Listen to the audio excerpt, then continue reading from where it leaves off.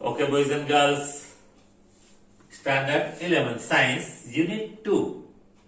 આપણે લાસ્ટ એપિસોડમાં લાસ્ટ પીરિયડમાં જે કર્યું છે યુનિટ 2 નું રીડ 2 એ પાલનપુર યુથ પાલનપુરનો યુવાન જેને કહેવાય રીઇન્વેન્ટ્સ ધ હમ્બલ વોઇસ એને એક અદ્ભુત ઘડિયાળની શોધ કરી.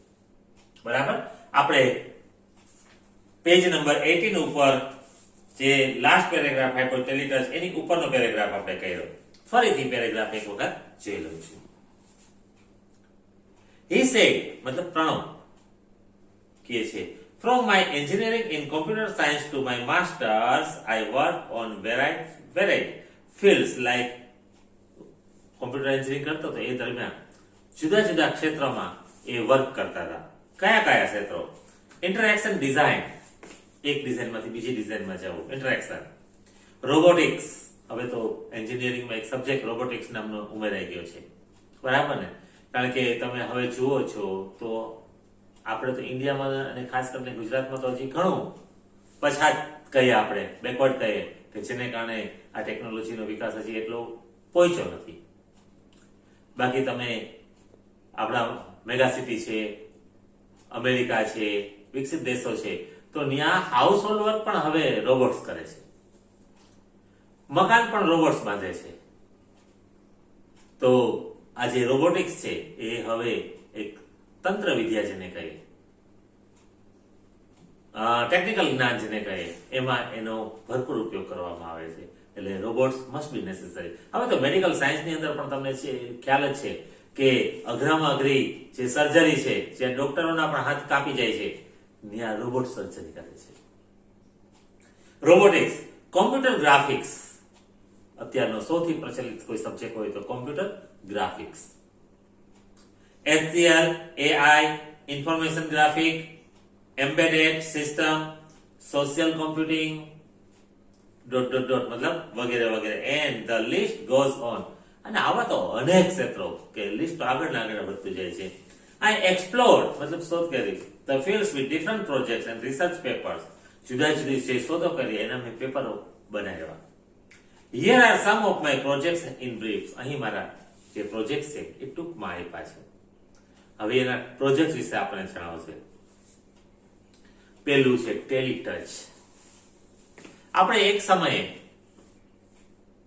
મતલબ ઘણા વર્ષો પહેલા એવો વિચાર કરતા હતા કે આ ટીવી સોફા ઉપર બેઠા બેઠા જોતા હોય તો એમ થતું કે ઊભા થઈને ચાંપ ચાલુ કરવી, ત્યાં જઈને એને બટનને ઘુમેડવા, અગાસી ઉપર જેને એનું એરિયલ છે એને સેટ કરવું, આ બધું આપણે કંટાળા. ત્યાર તો આપણે બહુ ગમતું આ બધું, કારણ કે નવી ઇન્વેન્ટ્સ હતી.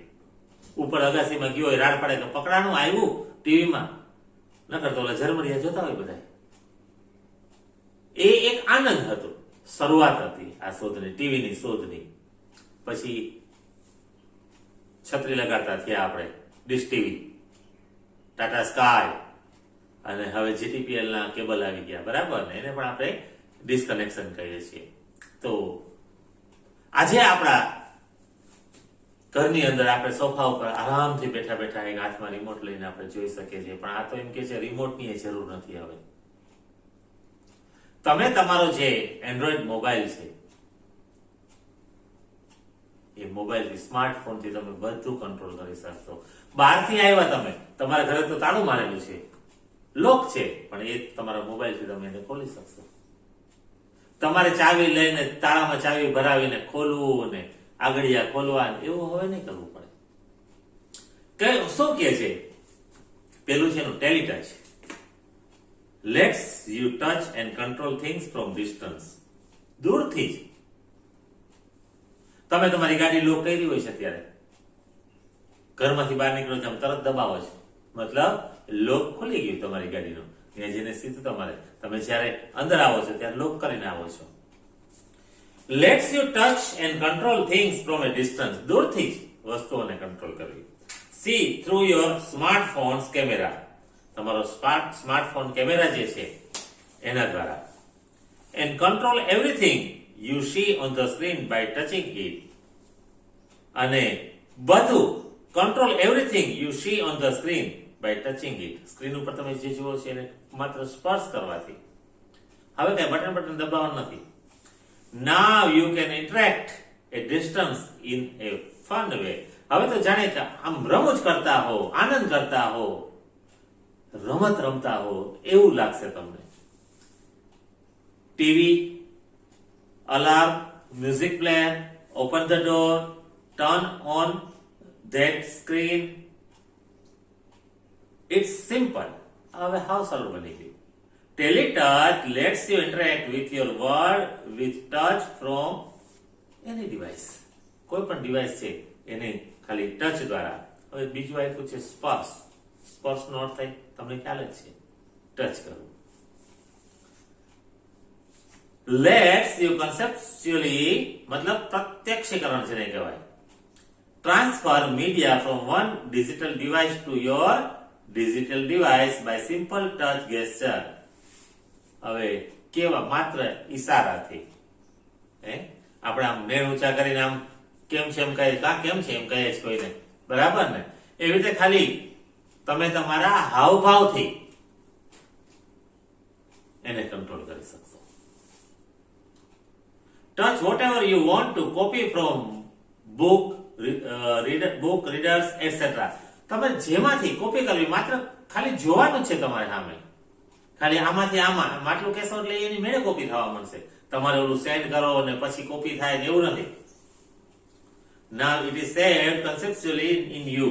Next, touch the device you touch based interaction as an indication for what to copy, from where and where to pass it on. ક્યાંથી કોપી કરવાની છે અને કેમાં કોપી કરવાની છે માત્ર ઈશારાથી તમે કરી શકશો. પછી તમે 5 જણા બેઠા છો, વર્ગમાં બેઠા હો, આગળવાળા આપણી સ્કૂલમાં તો મનાય છે મોબાઈલ લઈ આવવાની, પણ આગળવાળો બેઠો જેના મોબાઈલમાં હું છે કે આપણે એમ ખાલી ઈશારાથી આપણે આ મોબાઈલમાં કોપી કરવી હોય તો કરી શકશો. પણ એ પ્રકારનું ડિવાઇસ છે. આ પ્રણવ મિસ્ત્રીએ જે ડિવાઇસ સર્ચ કરેલું છે એવા ડિવાઇસ વાળો મોબાઈલ આપણે જોઈએ.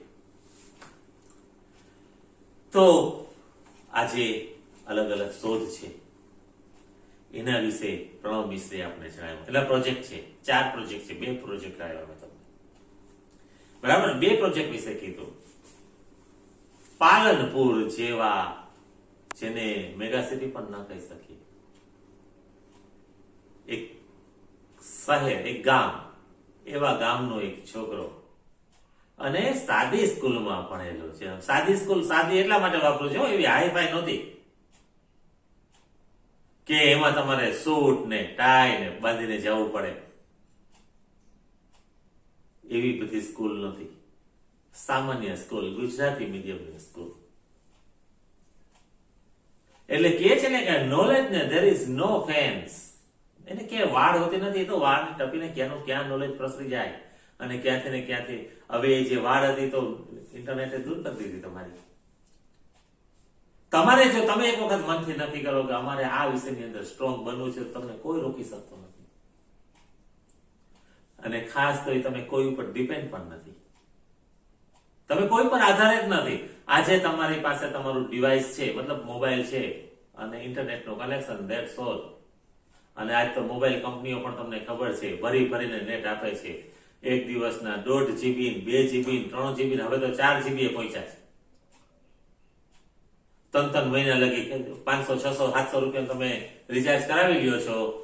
અનલિમિટેડ કોલ્સ, એની તો ખાસ જરૂર ના પડે, પણ જે માહિતી છે, ઇન્ફોર્મેશન છે, એ માટે તમે અત્યારે પૂરતા ફ્રી થઈ ગયા છો, આઝાદ થઈ ગયા છો. મળી રહે તમને ફેસિલિટી. સ્કૂલમાં ટીચર સમજાતા હોય, ન સમજાણો, તમે તરત જ નેટમાં સર્ચ કરી શકો છો. સ્કૂલમાં તો હા ચાલુ સ્કૂલ હોય, અત્યારે કોરોનાના કારણે બંધ છે, તો આજે તમે સમજતા હતા, ન સમજાણો, તમે બીજા દિવસે આવીને પૂછો છો. પણ ઓલું તો તમે એટલો સમયની રાહ ના જીવો અને તરત ને તરત તમે નેટમાં જોઈ શકો છો. તમે એક બાબત એમાં સર્ચ કરો છો અને એને લગતી અનેક બાબતો આવીને ઉભી રહી છે. એમાંથી એકથી એક ચડિયાતી બાબતો છે, બરાબર. તો આજે આપણે આ એપિસોડની અંદર અહીં સુધી રાખશો. હવે હું તમને હોમવર્ક આપું છું.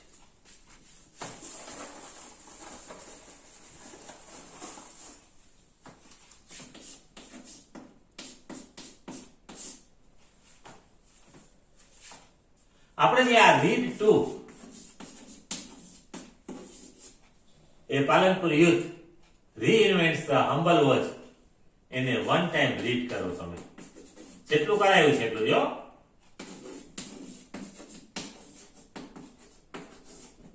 વન ટાઈમ રીડિંગ, આટલું જ હોમવર્ક તમારું. એટલે આ બે ઇવેન્ટ છે એના વિશે તમે વ્યવસ્થિત સમજી શકો. બરાબર. અને હવેની બે ઇવેન્ટ છે એની છે એ આપણે આના પછીના પીરિયડમાં લેશું. તો okay boys and girls, have a good day.